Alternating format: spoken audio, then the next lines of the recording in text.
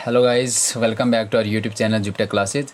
सो guys, video start करने से पहले मैं एक इंपॉर्टेंट अनाउंसमेंट करना चाहूँगा कि हमारी जो एंड्रॉयड एप्लीकेशन ऐप है जुपिटर क्लासेज, वहाँ पे हमने मॉक टेस्ट सीरीज़ लॉन्च की हुई है सब इंस्पेक्टर के लिए और जूनियर असिस्टेंट के लिए भी। तो जितने भी एस्पिरेंट सब इंस्पेक्टर और जूनियर असिस्टेंट की प्रिपरेशन कर रहे हैं वो हमारी एंड्रॉयड एप्लीकेशन ऐप से मॉक टेस्ट परचेज़ कर सकते हैं और अपनी परफॉर्मेंस को एग्जामाइन कर सकते हैं। और गाइस, जो मॉक टेस्ट परचेज़ करने की नॉमिनल प्राइस है वो आपके पास ओनली 69 रुपीज़ है गाइस, ठीक है। तो जितने भी एस्पिरेंट्स हमारे यूट्यूब चैनल से जुड़े हुए हैं, तो अगर उन्होंने अभी तक हमारी एप्लीकेशन ऐप को अगर डाउनलोड नहीं किया हुआ है तो डिस्क्रिप्शन बॉक्स में लिंक गिवन है, आप वहां से जाकर उसको डाउनलोड कर सकते हो। तो गाइस, जैसे कि हमने एमसीक्यू सीरीज़ स्टार्ट की हुई है फाइनेंस अकाउंट असिस्टेंट के लिए, ठीक है, यानी अकाउंटेंसी की जो सीरीज़ स्टार्ट की है 1000 इंपॉर्टेंट एमसीक्यूज़। तो पहला क्वेश्चन करते हैं गाइस हम। A trial balance prepared after taking into account the effect of adjusting entries is known as। तो जब हम ट्रायल बैलेंस को प्रिपेयर करते हैं, ठीक है, यानी कि एडजस्टिंग एंट्रीज़ के बाद, तो उस वक्त उसको हम क्या कहते हैं? फाइनेंशियल ट्रायल बैलेंस कहते हैं, या एडजस्टेड ट्रायल बैलेंस कहते हैं, अनएडजस्टेड ट्रायल बैलेंस कहते हैं, या नॉर्मल ट्रायल बैलेंस कहते हैं। तो देखिए, एडजस्टिंग एंट्रीज़ के बाद आपके पास जो ट्रायल बैलेंस प्रिपेयर्ड होता है गाइस, उसको हम कहते हैं एडजस्टेड ट्रायल बैलेंस कहते हैं, ठीक है। तो गाइज़, एडजस्टिंग एंट्रीज़ आपके पास क्या होती हैं, यानी कि ये अकाउंटिंग पीरियड के एंड पे की जाती हैं रेवेन्यू और एक्सपेंसेस को एडजस्ट करने के लिए। नेक्स्ट क्वेश्चन करते हैं guys. Two methods of preparing a trial balances are. तो ट्रायल बैलेंस को प्रिपेयर करने के लिए आपके पास दो मेथड होते हैं, वो कौन कौन से हैं? फाइनेंशियल मेथड, टोटल मेथड या नॉर्मल मेथड, बैलेंस मेथड है, फाइनेंशियल मेथड या बैलेंस मेथड, टोटल मेथड। तो गाइज, इसका जो राइट ऑप्शन रहने वाला है वो option D, that is balance method and total method. Next question है गाइज आपके पास। In addition to arithmetical accuracy of ledger a trial balance provides. तो बोलता है जो अर्थमेटिकल एक्यूरेसी होती है लेजर की और ट्रायल बैलेंस उसके साथ साथ और आपको क्या प्रोवाइड करता है, ठीक है। तो summary of total capital invested in the business during the period, a summary of sales made during the period, a summary of total cash collected from customer during the period. तो guys, इसके लिए right option रहने वाला है option B, a summary of sales made during the period. तो बोलता है arithmetical accuracy तो चेक करते ही करता है हमारे पास ट्रायल बैलेंस, ठीक है, लेकिन इसके साथ साथ में इसके एडिशन में आपके पास समरी ऑफ सेल्स, जो भी सेल्स हुई हैं आपके पास उस पीरियड में, वो भी आपके पास रिकॉर्ड करता है। नेक्स्ट करते हैं गाइज आपके पास। Which one of the following is the most popular method of preparing a trial balance है। तो ट्रायल बैलेंस को जो आपके पास पॉपुलर मेथड है प्रिपेयर करने का, वो आपके पास कौन सा है? बैलेंस मेथड, टोटल मेथड या ट्रायल एंड एरर मेथड, या है लाइन मेथड है। तो देखिए गाइज, जो आपके पास पॉपुलर मेथड है दैट इज़ बैलेंस मेथड। तो बैलेंस मेथड क्या करता है गाइज, आपके पास ये जो आपके डेबिट साइड और क्रेडिट साइड होती हैं उनके बैलेंसेस को लास्ट पे कंपेयर करता है। नेक्स्ट क्वेश्चन है गाइज आपके पास। नेक्स्ट क्वेश्चन गाइज आपके पास। Under balance method which of the following is use for preparing trial balance at the end of an accounting period. तो बोलता है बैलेंस मेथड के अंडर ट्रायल बैलेंस को prepare करने के लिए हम कौन सा बैलेंस यूज़ करते हैं अकाउंटिंग पीरियड के एंड में? ऑप्शन है गाइज आपके पास beginning balances of ledger count, और या फिर ending balance of ledger count, total of beginning and ending balances of ledger count, या आपके पास गाइज है difference of beginning and ending balance of ledger count. तो गाइज, इसके लिए जो राइट ऑप्शन रहने वाला है वो आपके पास ऑप्शन बी, यानी कि जो एंडिंग बैलेंस होता है लेजर अकाउंट का, उसको हम जो है यूज़ करते हैं ट्रायल बैलेंस को प्रिपेयर करने के लिए under the method of balance method. Next question करते हैं गाइज। अंडर टोटल मेथड, अब हमने टोटल मेथड के लिए चेक करना है कि विच of the following is use for preparing a trial balance. तो टोटल मेथड में हम ट्रायल बैलेंस को प्रिपेयर करने के लिए कौन सा अमाउंट यूज़ करते हैं? पहला ऑप्शन है गाइज आपके पास totals of amount column of ledger account. तो जो भी लेजर अकाउंट के कॉलम होते हैं उनके अमाउंट को टोटल करना है, या differences of amount columns of ledger accounts. C option है opening balances of ledger account, D option है closing balances of ledger accounts. तो गाइज, इसका जो राइट आंसर रहने वाला वो ऑप्शन ए, यानी कि जो भी टोटल होता है अमाउंट, ठीक है, लेजर अकाउंट्स की कॉलम का, उनको हम दोनों कॉलम्स के अमाउंट को टोटल करते हैं और उसी को हम जो है ट्रायल बैलेंस के लिए यूज़ करते हैं प्रिपेयर करने के लिए। तो ये टोटल मेथड के अंदर आ जाता है। नेक्स्ट क्वेश्चन गाइस आपके पास। Which of the following error in the journal entry will not be detected by trial balance है। तो देखिए, आपके पास जो जर्नल में जो एरर्स होती हैं, तो वो कौन सी एरर्स हैं जो ट्रायल बैलेंस डिटेक्ट नहीं कर सकता है? ऑप्शन है गाइस आपके पास debit part is overstated but credit part is correctly recorded. अगर आपके पास डेबिट पार्ट इज़ ओवरस्टेटेड होता है गाइस एक्चुअल अमाउंट से एक्स्ट्रा अमाउंट लिखना, but credit part is correctly recorded, और क्रेडिट पार्ट जो है करेक्टली रिकॉर्ड किया गया है, तो इसको जो है आपका ट्रायल बैलेंस डिटेक्ट इजली करता है। और debit part is correctly recorded but credit part is overstated, तो ये भी आपके पास क्या होता है इजली डिटेक्ट हो जाता है।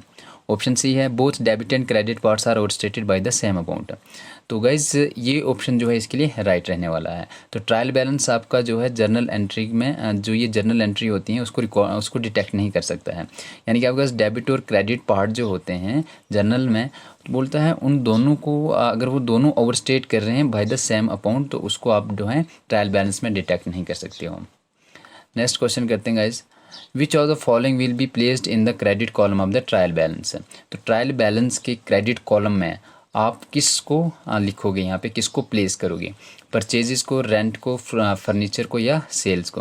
तो गाइज इसका जो राइट ऑप्शन रहने वाला है वो option D, that is sales. तो आपके पास जो ट्रायल बैलेंस होता है, तो ट्रायल बैलेंस के जो क्रेडिट साइड होता है वहाँ पे आप क्या लिखते हो, सेल्स लिखते हो, ठीक है। जैसे सेल्स आप क्रेडिट करते हो, परचेजेस डेबिट होता है, रेंट एक्सपेंसेस भी डेबिट होता है और फर्नीचर भी डेबिट होता है। नेक्स्ट क्वेश्चन करते हैं guys, which of the following will be placed in the debit column of the trial balance. अब ट्रायल बैलेंस के डेबिट कॉलम में हम किस चीज़ को प्लेस करते हैं, कैपिटल को, सैलरीज पेबल या अकाउंट्स पेबल या नन ऑफ दी अबव। तो देखिए डेबिट कैपिटल तो आपके पास क्रेडिट होता है, ठीक है। Salaries payable that means it is your liability, तो ये भी आपके पास क्रेडिट साइड होगा।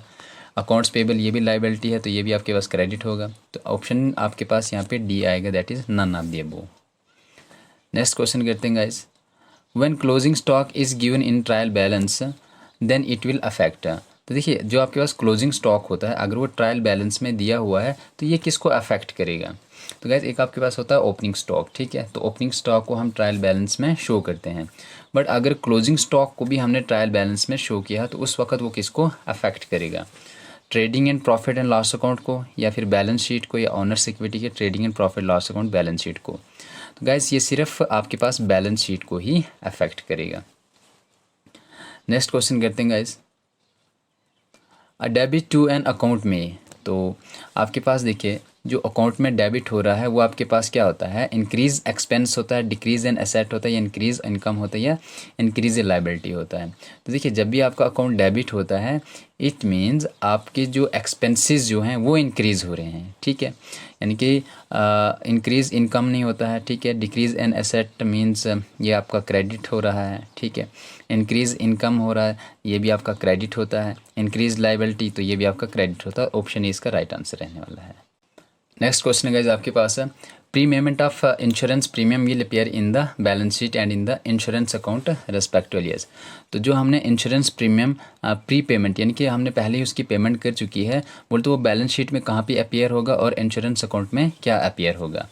तो देखिए ऑप्शन है गाइस आपके पास, तो इन pre payment of insurance premium जो है वो बैलेंस शीट में एज ए लाइबिलिटी अपीयर होगा, या और जो आपके पास इंश्योरेंस अकाउंट है उसमें डेबिट बैलेंस अपीयर होगा, या एसेट ये डेबिट बैलेंस, या an asset and credit balance, या liability and a credit balance है। तो देखिए जो प्री पेमेंट होता है इंश्योरेंस प्रीमियम तो आपके पास बैलेंस शीट में एज एन एसेट अपीयर होगा, ठीक है। और जो आपके पास इंश्योरेंस अकाउंट है, ठीक है, तो इसमें आपके पास क्या होगा, क्रेडिट, इसमें क्रेडिट अपीयर होगा, ठीक है, क्रेडिट बैलेंस है।